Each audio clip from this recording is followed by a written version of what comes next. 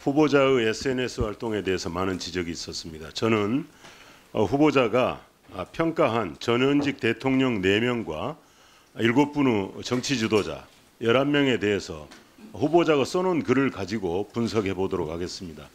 저는 결론적으로 후보자는 대학 교수 시절 이 SNS를 썼지만 정말 공인으로서 국무위원으로서 자격은 정말 없다.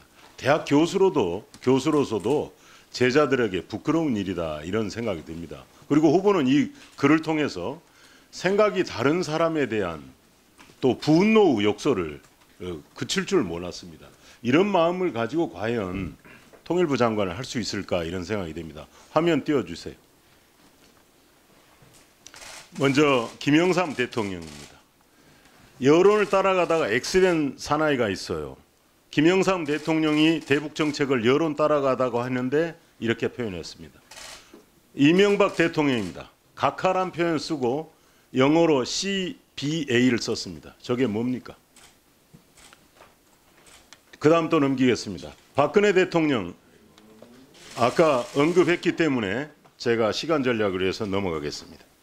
그 다음 문재인 대통령 언급했기 때문에 넘어가겠습니다. 안철수 의원에 대해서 피똥이라는 표현을 썼습니다.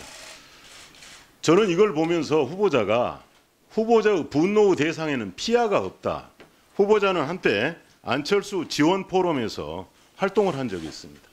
도대체 적과 동지에 대한 그런 구분도 없는 정말 품격 없는 말이다 이런 생각이 듭니다. 그 다음 보시겠습니다. 추미애 대표님, 김종인 대표님, 유승민 당대표, 반기문 총장. 추미애 대표님 앞에 계시니까 뭐 넘어가겠습니다. 김종인 대표 법 씹다 버린 껌, 유승민 당대표요. 반기문 총장에 대해서도 또 언급이 있었습니다. 그 다음 보시겠습니다. 이완구 총리에 대해서도 또 언급을 했습니다. 그리고 이제 홍영표 통일부 장관에 대해서는 참 맞는 말을 했습니다. 통일부 장관은 아무나 하는 자리인 것 같습니다. 이게 2015년 5월 본인의 저서에 쓴 겁니다. 다른 건 몰라도 오늘 우리가 후보자가 인사청문회 대상이 되면서 또 이 문재인 정부가 김현철 후보를 통일부 장관에 지명하면서 통일부 장관은 과연 정말 아무나 하는 자리이구나 이런 생각이 들었습니다. 어떻습니까? 이런 전직 명색이 국무위원 후보자로 제청이 됐는데 전현직 대통령에 대한 이런 막말 수준의 평가 이러고도 어떻게 제자들에게 대학 교수로서 이 품격을 유지할 수 있겠습니까? 제자들에게 부끄럽지도 않습니까? 후보자 어떤 생각이 드세요? 깊이 반성하고 있습니다. 깊이 반성하면 이런 자리를 사양했어야 맞습니다. 통일부 장관 후보자 말씀대로 아무나 하는 자리이지만 그래도 후보자는 저는 아니라고 생각이 됩니다. 저는 후보자 청문회를 하면서 과연 저런 후보자가 장관이 됐을 때 우리 통일부가 왜 필요하나? 통일부가 과연 필요할 것인가 이런 생각해 봅니다.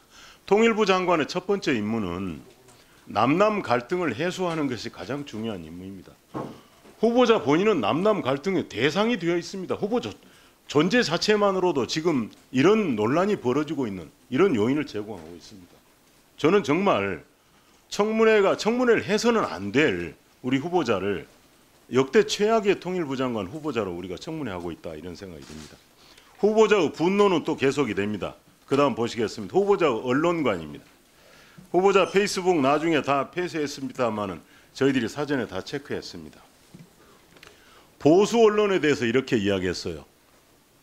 신뢰할 만한 것은 거의 없다. 오마이뉴스를 링크했습니다.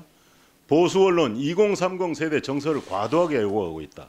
이거 아마 평창올림픽 때일 걸로 보입니다.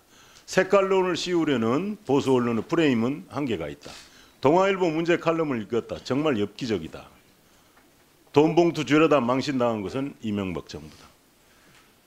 언론도 적대시하고 있고 생각이 다른 모든 정치 지도자를 적대시하고 있습니다. 과연 이런 메신저가 우리 통일부 장관으로 적격한지 저는 이 청문회를 꼭 해야 되는지 의구심을 갖고 있습니다. SNS 상의 부적절한 표현에 대해서는 깊이 반성하고 있습니다. 앞으로 언행에 대해서 좀 더 신중하게 노력하겠습니다.